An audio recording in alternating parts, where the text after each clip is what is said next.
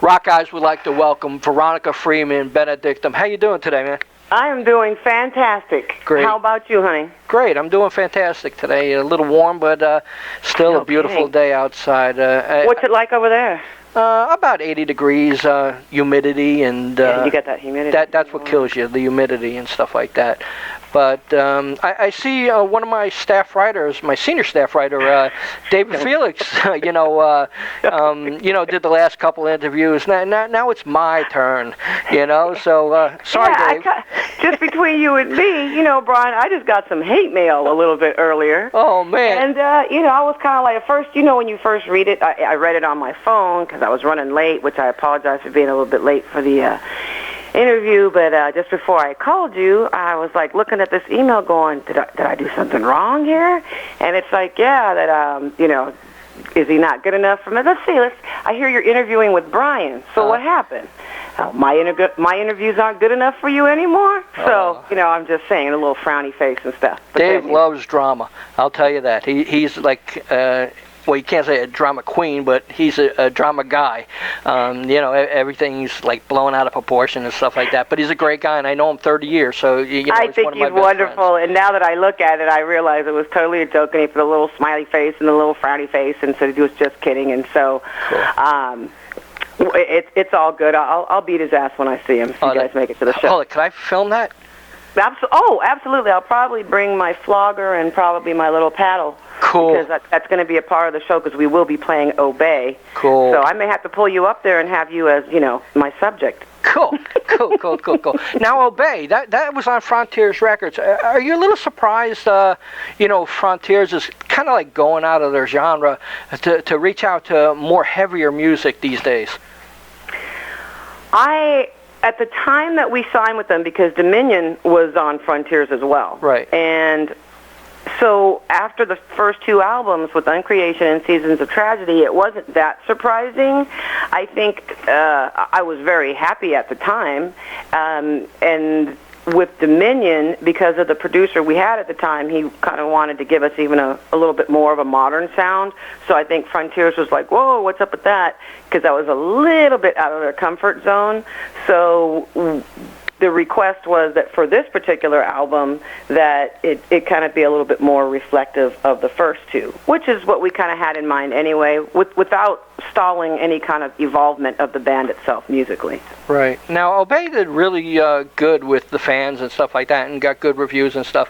Are you already working on material for a follow-up album? Not yet. Not yet. I think we're just we want this to make sure and get its stride. So, we've never been like the back-to-back album people. Right. It's always a little bit more of a process, but as you get older, you kind of want to we'll probably start that process, and it'll be a lot more succinct this time because we had member changes and everything, which we have all the time anyway. But I think with the follow-up, it shouldn't be that long of a waiting period, but I like to kind of let's let this one simmer a little bit because it takes a while nowadays for stuff to the word to get out and all that kind of stuff. So far we've got a lot of really good reviews on this album, and it does make me very happy. So I just want to get out there more and support it. Right. Now with your live show and your stage wear, a lot of people love your stage wear. How do you go about picking it out? Well, that's a good question because that's what I stress. That's like my equipment. Right.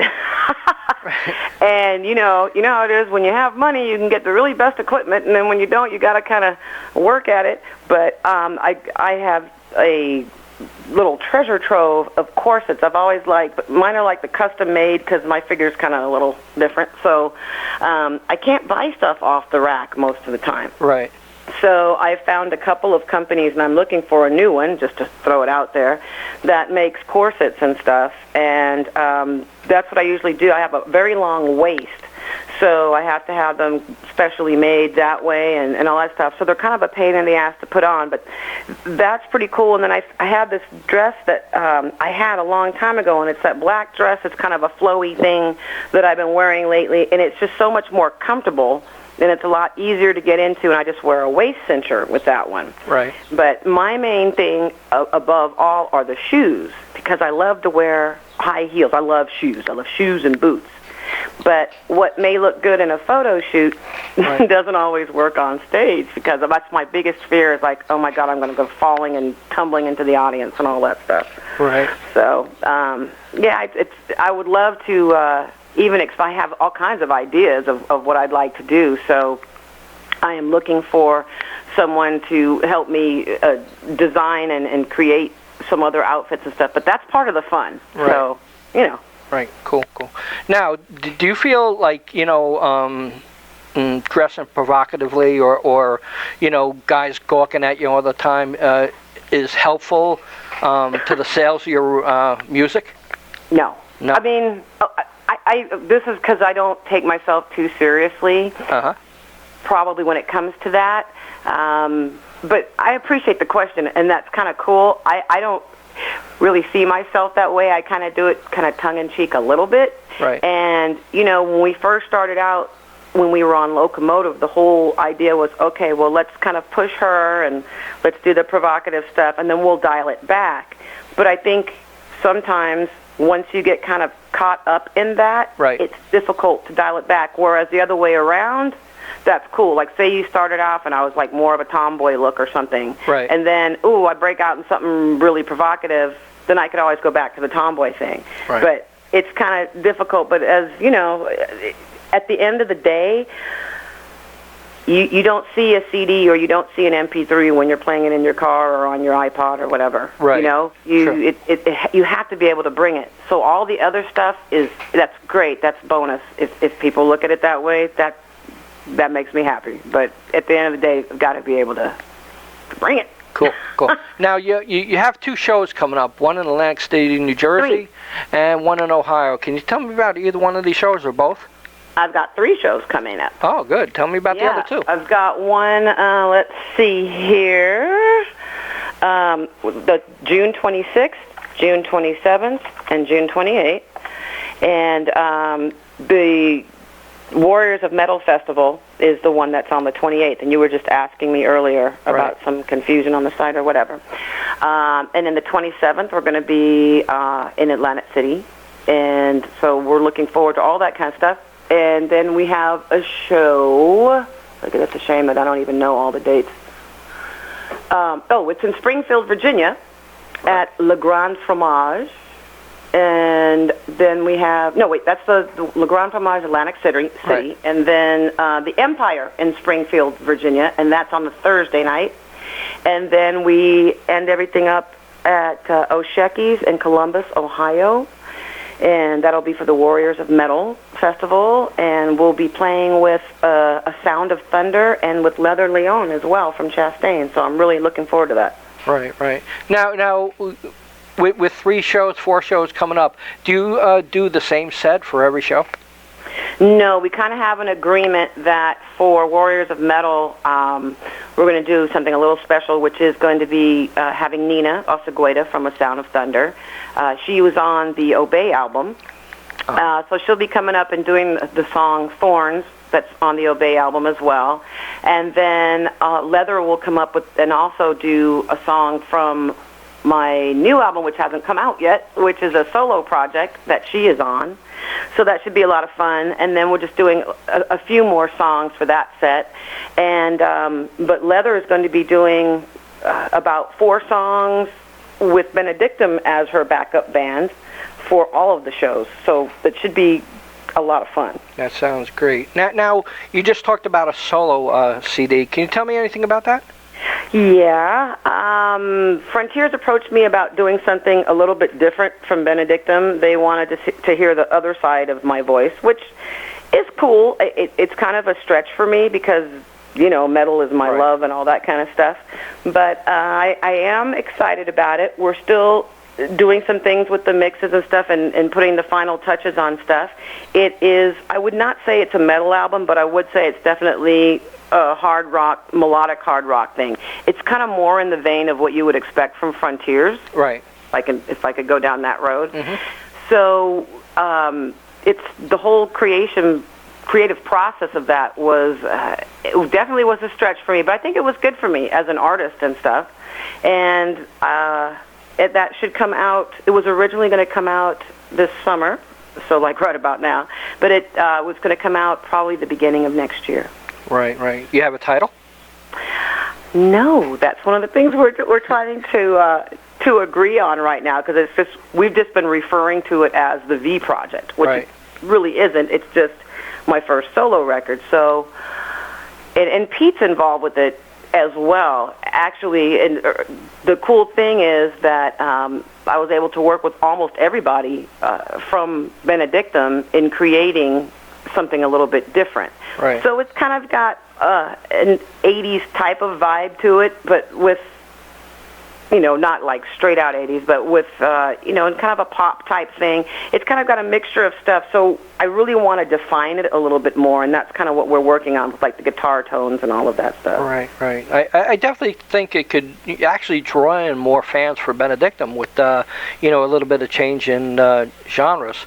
See, that's what 99.999% of people are telling me, and it's just different when you're the one that's out there. Do you know what I mean? Right, yeah. It's like, Pete's stuff is amazing, and the cool thing is that along the way with Benedictum, Pete and I would always joke around at rehearsals, and he'd start playing a riff, and I'd start singing to it, and everybody would look at us all crazy and, give us the evil eye, and we'd make the joke, this is over years, mind you, of, well, that'll be for our solo project. Right. So now to actually have a chance to bring that to fruition is kind of ironic. So we're kind of like laughing at that, going, well, this is kind of cool. Right. But it does have a different vibe to it, and I think it will open up things to a broader demographic. I do believe that. It's just, even just the recording of it for me, I mean, I had a lot of tears shed because I got stopped a lot of times. We don't want that voice. We want the other one. And I'm like, but I don't know how to approach it. I approach almost everything with that really aggressive tone, and even if it's a clean vocal, I like to approach things a little more aggressively. Right. So it was hard to have to kind of dial it back in some areas in order to give it a particular nuance. But it's a growing process. Cool. Now, the first time you had to give an autograph, what was that feeling like? Amazing. Right. I think that is the intangible payoff. It's like the non-monetary payoff of doing things, because I think probably most musicians out there that are listening know that these days it's very difficult to make any money in this particular business, at least as far as the performing end of it. I mean, it's out there, it's just not easy. And the experiential stuff like signing an autograph or, signing a T-shirt or looking out and noticing that there's quite a few people mouthing the lyrics or singing along with you, you can't put a price on that. That's amazing. Right. Now, with that festival coming up, Warriors of Metal, is there anything like a tour rider or anything special that Veronica Freeman asks for, when they're playing? I try not to be too much of a diva, but I am what I am, right? But the only thing I really ask for, and that's not just with them, it's with most places that we play, is just because, again, it's like whether it's the hair or the corset or the this or the that, I need a dressing room. Right. I need a specified dressing. I don't mind sharing one, but trying to get ready when you got to, as they say, drop trow and put the whole thing on, and it's difficult to do that in the ladies' room, especially if you're going on late and there's like drunk people stumbling in and out. And I've had that happen one too many times, so my stuff is like spread all over the bathroom. People are walking over like my shoes and my bras or whatever. I'm trying to get ready. I have someone, trying to help me get ready. It's like an absolute chaotic mess. Right. So it is nice to know that I have some place where I can change that is, I don't have to have like special quarters with my name on it or anything, but just a little private space to change, and it's all good. Wow. Is there any ultimate goal that you would like to reach, or do you feel you reached it already? Oh, no, I haven't reached it. There's no ultimate goal because you never know what life's going to throw at you. I think one of many goals and one of many things that I would like to have happen again is to continue to to tour. I would like to play live more, and I'd like it to be lucrative, if at least, a break-even thing. And again, I know a lot of bands can relate that, the days of, I'm just going to go on a tour. I mean, it's not that easy. Right. There's logistics, and you got to make sure you can get there, and that that you have enough money to get where you got to go, and merchandise and all that kind of stuff, and people to show up and support you.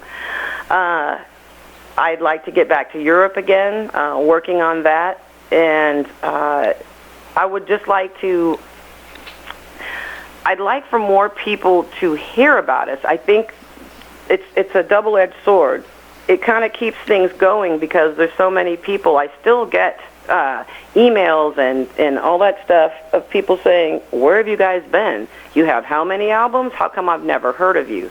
So in a way, that's like, wow, that's a shame. Yeah. But on the other hand, that means that there's just so many people out there that still haven't heard, so you got to look at the upside of it, that there's a lot of people that might still really enjoy this music, and that's one of the payoffs as well, to have someone resonate with that which you created musically. Wow. It's, amazing that people haven't heard of you, and, with all the material you have out and, been touring and stuff like that. And is there anything else coming up that I missed that you'd like to talk about? To be honest, no, other than, the whole solo project is kind of it's a big thing for me because I don't want to say it weighs heavily, but it's like in the forefront, like how are people going to receive it and all that stuff. But the fun part is going to be putting my own spin on that and being able to create sort of my own identity.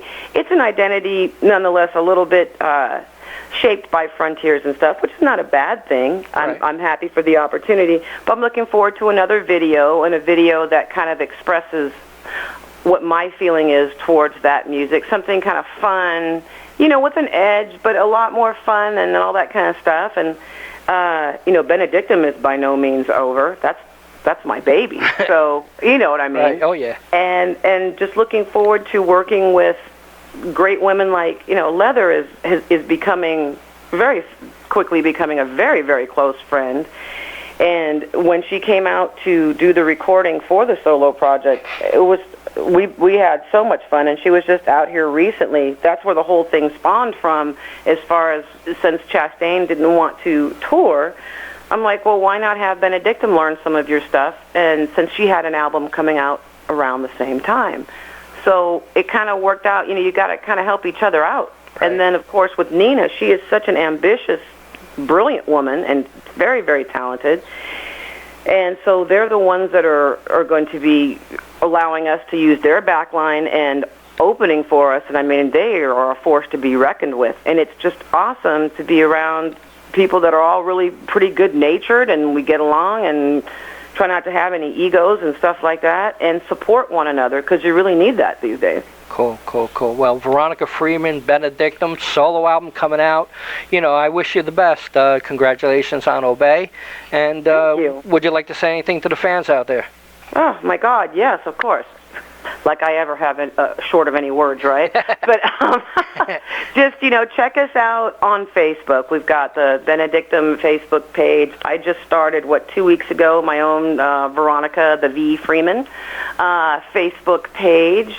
And then there's benedictum.net, and pretty soon there'll be veronicafreeman.com, and there's a Benedictum group. So please come and check us out, and if you can come and support us and Leather and A Sound of Thunder as we have our little shows going on the East Coast at the end of this month, we would be eternally grateful. Great. Thanks very much, Veronica. Thank you. I mean, I love you. So. And so are you going to be there? If Dave wants to go, we'll go together. Oh, don't give me that stuff. So are you going to be there? Let me I think so. Again. I'm just going to arrange everything that I could get that day off, and I'll be there. I would love it. I look forward to meeting you and seeing you and hanging out with you. Cool. Thanks very much. Behave. Bye-bye. Bye.